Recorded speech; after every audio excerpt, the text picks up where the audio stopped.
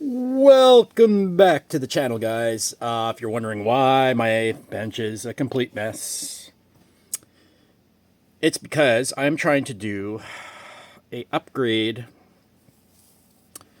to the CR18P hauler, the Arcos, as I believe it is called. Anyway, I'm trying to put a Hobby Wing Mini 16 Fusion into it. However, the problem with that is I want to keep all the running lights and all that wiring. And that uses a FlySky 2-in-1 inside of here. And it's a 6-channel receiver. So obviously that poses a problem. But you can see here, I have this receiver. And I pulled that out of my other Hobby Plus machine. This one, because I got my own radio. What I'm hoping is I can use this to power the Fusion. I'll run a splitter from the battery going into that receiver for the lights, and then I will plug the servo and the Mini 16 into this. So in actual fact, there will be ESC that's just a light kit essentially, and then the Fusion, which will be running all the power to the motors such as this. And that is what I'm hoping to accomplish. Now, whether or not this is going to work on two different systems is beyond me. I did just finally get this binded, and it wasn't easy to bind. It was a little finicky. But as you can see here, I do have it bound to this receiver. Now I need to see if it's still going to be bound to the original system here. I think it should be, but I'm just going to double check. If you want this truck, subscribe to win it. Once we hit 10,000, I'm going to pick one lucky winner to receive this vehicle. After that, we're going to continue to give away vehicles and more products. So please go ahead, hit that subscribe button, and we'll get to the fun. Oh yeah.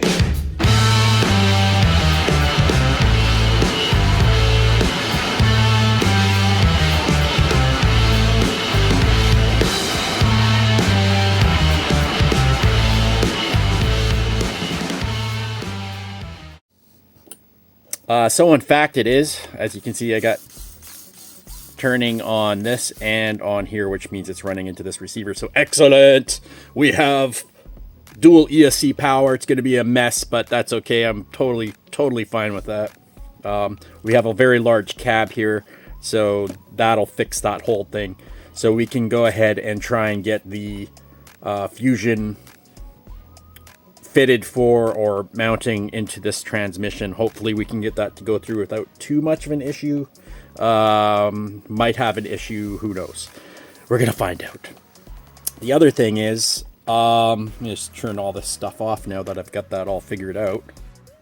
So the other thing was, I bought new tires and wheels to replace the smaller 1.2s because I did need more weight on the bottom end of the truck, because obviously it's a flatbed. You're going to be hauling stuff around. So what I've done is check these bad boys out.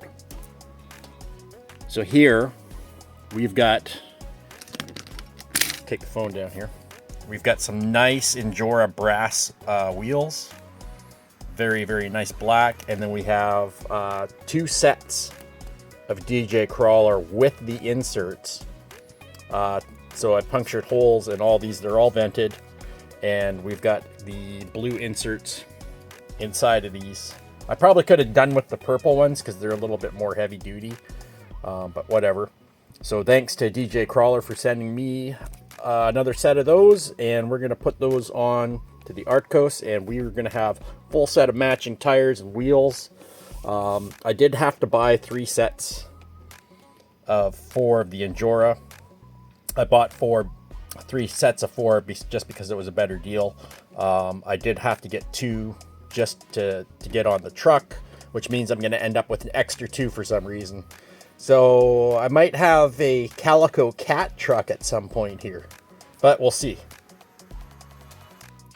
And man, I got to tell you guys, it's cold in my garage.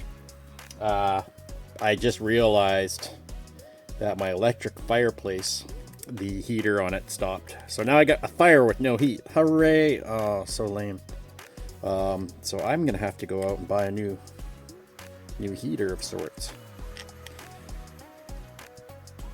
So I just got to get rid of these tires, and then I have to unmount these ones and then put them on to these after I rebuild them. So fun times. And the other thing is too, I have all these brass bits from RC Go Follow. They are a relatively new company out of China, I would assume. But there is their information if you guys want to check that out. And I have brass for the truck for all the portals. And they actually come with new bearings and bushings. So isn't that handy? So if you had worn out bearings, they actually come with all the bearings. So that's awesome. I thought it was just going to be the brass, but it wasn't. I accidentally ordered the wrong amount of these though. I ordered 2 front and what was it? 3? No. I ordered 3 front and 2 rear. And what I needed was 2 front and 3 rear. Whoops. So we're going to see if maybe my whoopsie can be used on the rear as well. I'm going to see what the difference is here. Okay, so yeah, there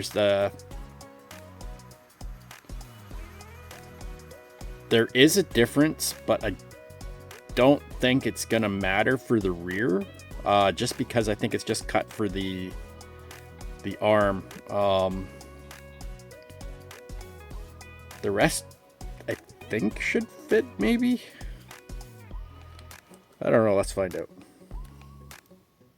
So I actually have an extra set of CR18P axles because I use these metal ones, which were also from RC Go Follow. And I put them onto my Evo Pro to give it some more weight down though. I think they were about $100. Not too bad. All right. Let's just see here.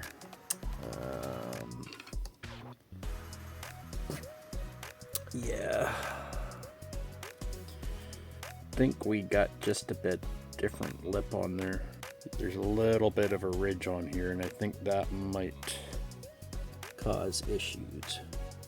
Yeah, that's not a snug fit. There's some space there, so don't. All right, well, lesson learned, I guess.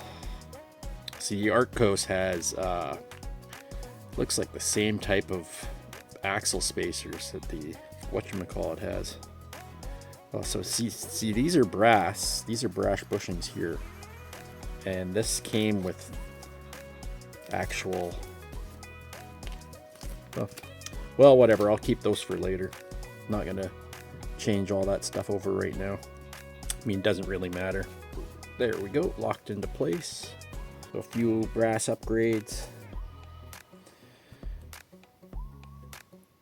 It's actually going to make it a fair amount heavier, but that's okay. It's a fairly large truck. I find that the 18th scale is a decent size to work on. The 24th scale gets a bit small on the hardware for me. I have very large hands and not quite sausage fingers, but damn near close. Find that hole. That's what he said. All right, so I'm gonna take a weigh in on this little piece here. one brass piece is about 14 grams. So 28 per side on the rear, so it's like 56 for the rear, just alone. It's not too bad. It's a quick little install. I'm not going to worry about doing the shocks on this truck. The stock shocks are fine. The housings are plastic, but they are really good oil-filled shock. They are the same ones that came on the Evo Pro, and probably the same as the rest of the Fury Tech ones. Fury Tech and Hobby Plus are both coexistence on making awesome little crawlers. So don't be afraid to try them out. Still one of the best RTR crawlers that I've bought, if not the best RTR. Yes, I have made better crawlers, but as far as an RTR goes, you can't beat it, hands down. It's epic. And I got a sweet deal on that. $200 for the Evo Pro. I don't know if the seller screwed up the price or what that was, because the regular Evo with just the brushed system is usually about 200 bucks. So I was stoked when I got that. I'd actually bought two and I sold one, so I made 100 bucks on it. But they still got a good deal because they didn't pay taxes, so good on them. All right, move to the front. What's it? This? The tracks that I bought. Oh yeah, I didn't even show you guys that yet. The MB18 got tracks. Check this out. We're gonna do that in another video though. But those tracks came with this really nice wrench. This is not a cheap wrench. This is actually pretty good metal. And it's good for 4mm and 5mm wheel nuts. So, and I've actually been using it quite a bit because it's really handy to have. I'll take that in my to-go kit. Oh, sneaky. Gotta watch out when you magnetize your tools. I've had that happen a couple times. My tools become magnetized when they're not normally magnetized. And all of a sudden I'm like, where did my stuff go? And I'm looking for like a half an hour and I can't find it, and lo and behold, it's attached to the tool. Oh, what a waste of time. Not really going to worry about the grease too much because that's the overabundance of grease. I do have the overdrive gears for this. I don't think this truck needs it because it's a 6x6, honestly, so it's a little bit overdoing it. Tires out of the way for a minute. Then we'll put the front housing on. And if you have been watching any of my crawler videos, you know that I have a Axial SCX6. I did just purchase and order some Vitavon portal axles for it. So I'm going to be doing a video on that. I'm pretty stoked about that. Because Vitavon has agreed to do sponsoring on the channel, which really helps me out. So slowly but surely, the channel's getting more and more sponsors. But it takes a whole lot of begging and pleading. So I'm happy that you guys stop in to check out to see what I'm doing. And feel free to drop comments, guys. I always like reading the comments when I'm on my break at work. So go ahead, and you'll probably end up hearing back from me, or at least get a like from your comment. And that just means that if I've liked it, it means that I've read it, and I've probably agreed with you. And if you guys didn't know, this chassis frame actually has adjustable shock holes on it. So there's like 6 different slots you can use. Right now, they're in the topmost position. So if I want to, I can make the back of the truck higher. And I believe the front... Oh, I already moved the front because I have a larger size tire on there, and I am going to get some rub there. Not much I can do about that, though. All right, I'm going to quickly get this side done, and I will turn the camera back on. So the brass wheels that we are going to be using, brass ring, they are vented, and then backside's brass, and then brass full wheel. Each one of these Injora wheels weighs a whopping 78 grams. And that is a 1.3 wheel. So what did I say this was? 28, 78, it's 90, 106 grams per side. So 212 grams per axle, essentially. That's heavy. that's heavy. I really don't like putting wheels together. I mean, not the wheels themselves, but the millions of screws that go into the front. I do not recommend using a ton of Loctite either. I'm like talking like the bare minimal. I'm like, just get that camera on there. Like even that's a little bit too much of a glob. I'm talking like this much, because I mean these screws are extremely small, and it's really easy to strip out the heads if you're trying to remove them. Even with this set here, I had to use my heat gun on it because I'd put too much on it, which is nice because this is just about the size of the opening for the heat gun is the size of the wheel. All right, where are we here? Where's the machine heads? They also come with the pins for wheel hexes, so you get 4 of those every time that you buy a set.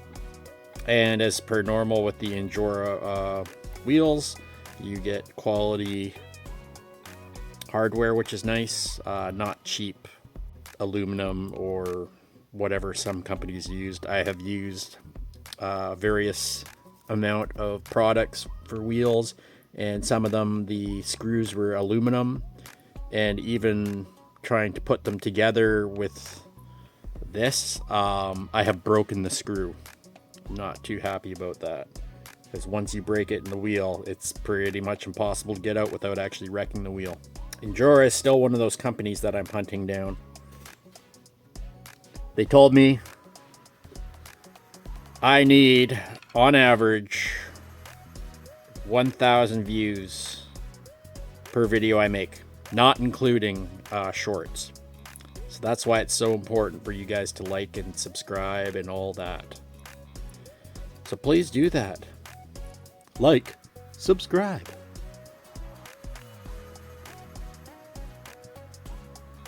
All right, let's do this the fast way.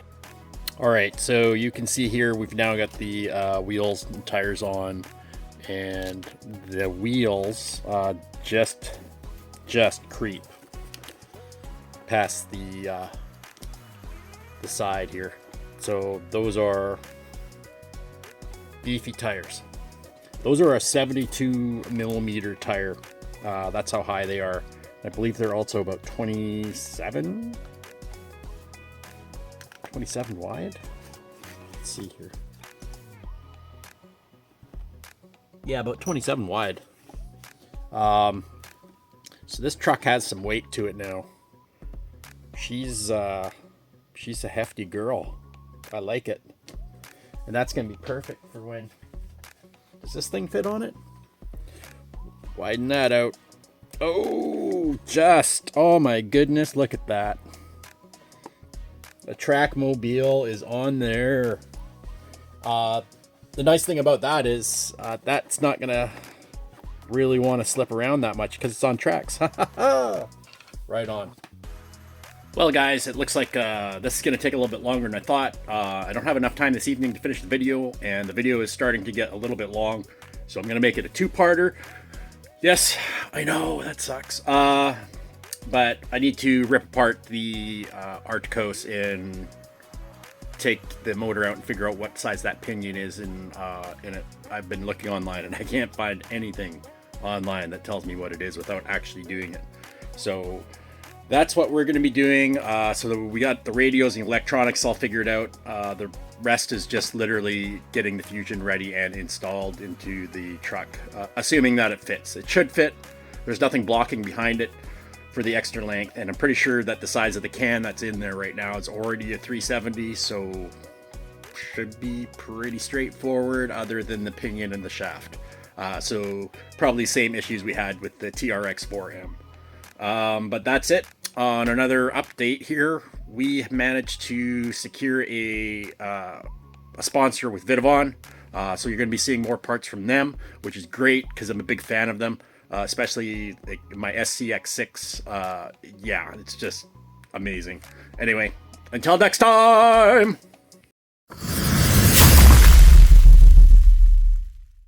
I forgot.